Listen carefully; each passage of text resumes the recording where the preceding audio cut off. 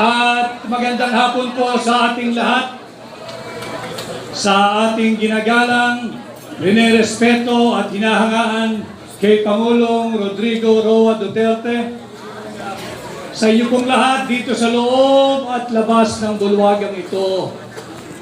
Sa lahat ng Pilipino na nakasubaybay, marami pong nagla-live ngayong araw, yung ating mga kasama sa opisina, sa bahay, sa sasakyan, sa trabaho, sa eskwela. Ganon din ho sa mga Pilipinong overseas Filipino workers at migrants saan mapanig ng mundo. Tanggapin po ninyo ang aking pagbati at paggalang ngayong hapon.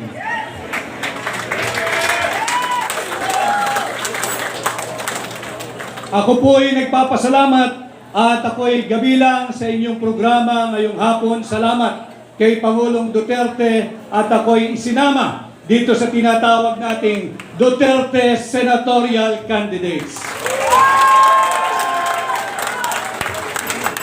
Tumugon po ako sa hamon na pamunuan ang tunay at maisog na oposisyon upang labanan at ilunsad ang gera laban sa korupsyon. Ang war on corruption na aking pinamumunuan is not just a campaign slogan. Nalalaman ko kung paano labanan ang korupsyon. Linabanan ko na sila minsan nung ako ay nasa Malacanang at pinagpapatuloy natin ngayon. Nag-file po tayo ng kaso kamakailan. Linabanan natin yung anomalous, illegal, immoral, invalid, and unconstitutional and criminal 2025 budget. Saan ka nakakita nagpapasa ng 6.352 trillion pesos panay blanco ang Bicameral Conference Committee report? Sinasalaula tayo ng administrasyon ni Bongbong Marcos. Maraming nagsalita bago sa akin at nababanggit ang salitang suka. Alam ho ninyo, ang suka ang kalaban ng tanso.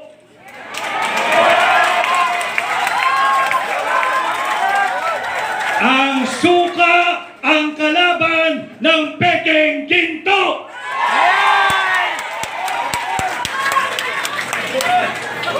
Hindi man po ako gumagawa ng suka, subalit nung ako ho ay bata, maraming beses din naman akong nautusang bumili ng suka ng aking ina. Yes. At wala pong nakakahiya doon. Sapagkat bagamat ako ho ay nakabili ng suka ng maraming ulit at nautusang bumili ng suka ng maraming ulit, may diploma ho ako at nakapagtapos ako ng kolehiyo. Yes! Meron akong diploma at nakapagtapos ako ng abogasya. Yes! At higit sa lahat, meron akong certificate na nagpapatunay na ako ay isang ganap na abogado. Yes! Kaya ako ay natutuwa kung ito man ang Team Suka. Isa po akong proud member ng Team Suka. Yes! Ako yung Team Suka! At atin pong lalabanan ang Team Sinusuka. Yes! Team Sinusuka!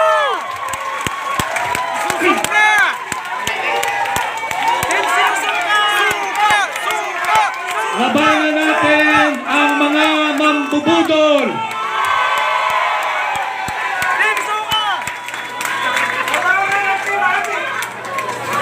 Sabi ni Konsehal Rani Ludovica, labanan ang team. Tutungo tayo mamaya dyan. Yes! Alam ho ninyo, tinanggap ko ang hamon na pamunuan ang tunay at maisog na oposisyon. Ang tunay at maisog na senador ninyo sa Senado. At bilang senador ninyo, atin pong lalabanan ang korupsyon at sisimulan po natin yan sa pagbabantay taon-taon sa ating national budget. Hindi tayo papayag na pupunuin ng korupsyon ng pork barrel ng akap ng IX.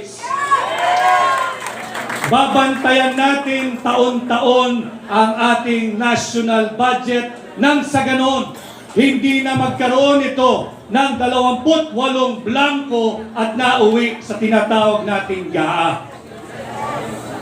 Subalit bilang senador ninyo, kailangan ko po ng katulong. Kinakailangan kong makasama sa tulong ninyo ang isang veteranong mangbabatas, matapang, magaling. Dalhin po natin sa Senado si Senador Attorney Dante Marcoleta.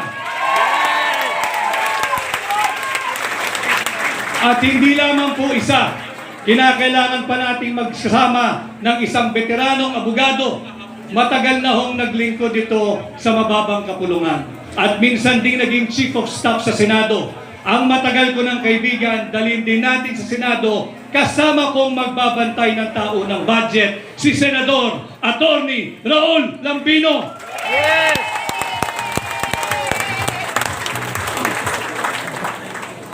At bukod po sa pagbabantay ng ating tao ng budget, makailang beses ko na rin pong napaliwanag at nailahad sa inyo. Bilang senador, akin pong aamyendahan ang tinatawag nating plunder law o yung batas laban sa pandarambong. Sapagkat hindi po makatarungan na habang tayo'y nagsasagawa ng proclamation rally ng Duterte senatorial candidates ngayong maghapon, habang tayo'y ninanakawan, hindi tayo makapagsampa ng kasong plunder sapagkat hindi pa umaabot sa 50 million pesos ang ninanakaw ng mga tulisan diyan sa Kongreso. Bilang senador ninyo, aamyendahan ko ho ang plunder law o yung batas laban sa pandarambong. Yung threshold na 50 million, ibababa po natin ito sa 1 million pesos. Yes! Subalit, kagaya rin po ng ipinakita kanina, bilang principal author, kinakailangan ko rin ang mga kasama sa Senado.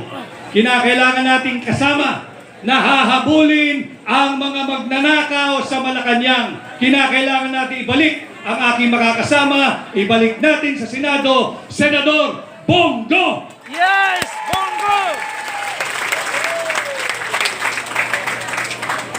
At kaparehas din po ng kanyang advokasya, ipinakita niya kanina doon sa video message niya yung tinatawag niyang Exhibit A, yung KOJC. Nakikita natin kung anong inam pag walang korupsyon, kung lahat ng pera ay ginagamit at napapatupad ng tama. Sa Senado, kinakailangan ko rin ng kasama upang amendahan ang plunder law at kinakailangan nating dalhin sa Senado si Senador Pastor Apollo Tibuloy.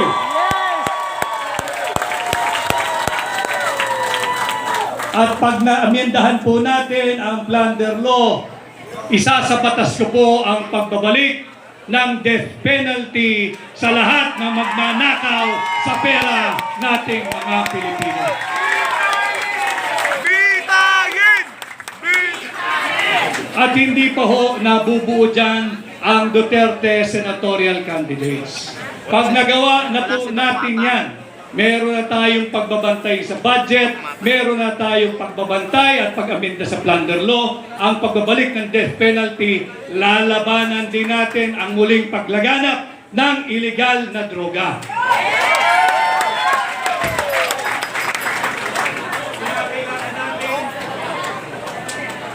Natapakan. Uy! Uy, sabi tayo sa parada. Duterte! Duterte!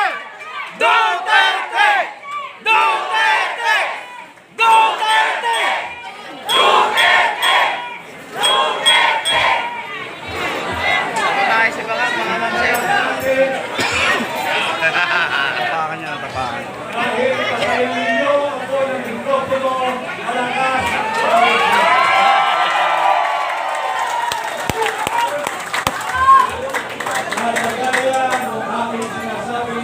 Patuloy nating lalabanan ang paglaganap muli ng iligal na droga.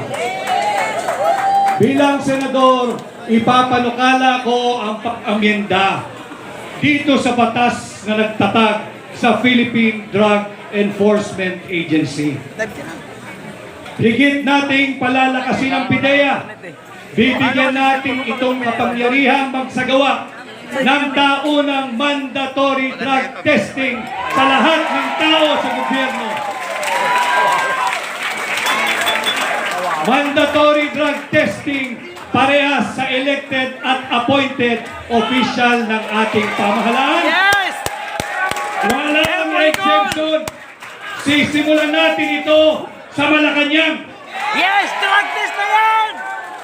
At para magawa natin yan, kinakailangan ko ang isang matapang na namuno na dati ng laban kontra sa illegal na droga. Ibalik natin sa Senado si Senador Bato de la Rosa. Bato!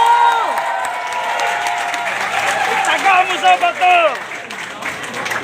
Taga mo sa Siyempre, kinakailangan din natin ng mga kasamang abogado. Sapagkat laban sa illegal na droga, dapat ang parameters ay all within the Constitution and within the rule of law. Dalhin po rin natin sa Senado ang aking kaibigan, ang aking amigo, si Attorney Senator J.B. Hinlo. Yes! Lunggo! Nabanggit din ho kanina na ito'y mabait, subalit matapang din sa totoong buhay. Dalhin din po natin sa Senado, lalaban sa illegal na droga, si Senador Philip Salvador. Yes! And last but not the least, tulungan din po natin ang bagong abogado, ang bagong kasal, ang bagong senador, Senator Attorney Jimmy Bonto. Ito po ang bumubuo ng Duterte senatorial candidates. Tulungan niyo po lahat kami mga kampanya, tulungan niyo po tayo lahat na matapunta sa Senado. Ang issue po natin ngayon ay ang maanumalyang 2025 budget. Subalit pilit nilang linilihis kung kaya't puinersa nilang ipasok itong unconstitutional na impeachment complaint laban kay Vice President Inday Sara Duterte. Sinasabi kong unconstitutional sapagkat pinangalanan nila itong verified impeachment complaint. Alam na mga abogado rito, pag sinabi mong verified, dapat ito'y nabasa mo, ito'y base sa iyong personal knowledge, o dili kaya'y base sa authentic documents. Pinagyayabang nila 215 signatories. 215 signatories. Trinabaho nila ng 7 oras. You have to help me do the math. Kung tayo'y magbabasa ng 33 page complaint, kada tao kinakailangan ng 10 minuto. Sa loob ng 1 oras, 6 na tao lamang ang makakapagbasa at makakapag-unawa ng complaint na yan. 6 na tao sa loob ng 1 oras, i-multiply mo ng 7. 42 lamang ang maximum na makakabasa at makakaintindi ng verified impeachment complaint na yan. Saan galing ang 215? Pagbigyan na natin sila, siguro'y matatalino at sadyang henyo sapagkat yung blanco na uwi sa 6.352 trillion pesos budget.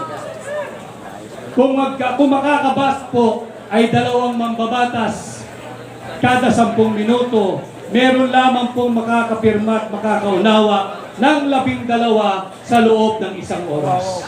And again, you have to help me do the math. 12 times 7 hours. It will only give you what? 84 congressmen na nagbasa, naintindihan, naunawaan, base sa kanilang personal knowledge o di kaya ay authentic public documents. Saan galing ang 215 signatories? Sa ayuda! Sa ayuda at sa akap at sa pork barrel. Kaya ngayong eleksyon, we should all understand what is at stake for our country this midterm election. Yes! Ninanakaw na ang pera nating mga Pilipino. Nagbebenta ng 25 toneladang ginto. Hindi sinasabi kung sinong bumili at magkano ang pagbebenta nito. Pati ba naman ang posisyon ng pangalawang Pangulo na nakawin pa rin ng Marcos administration?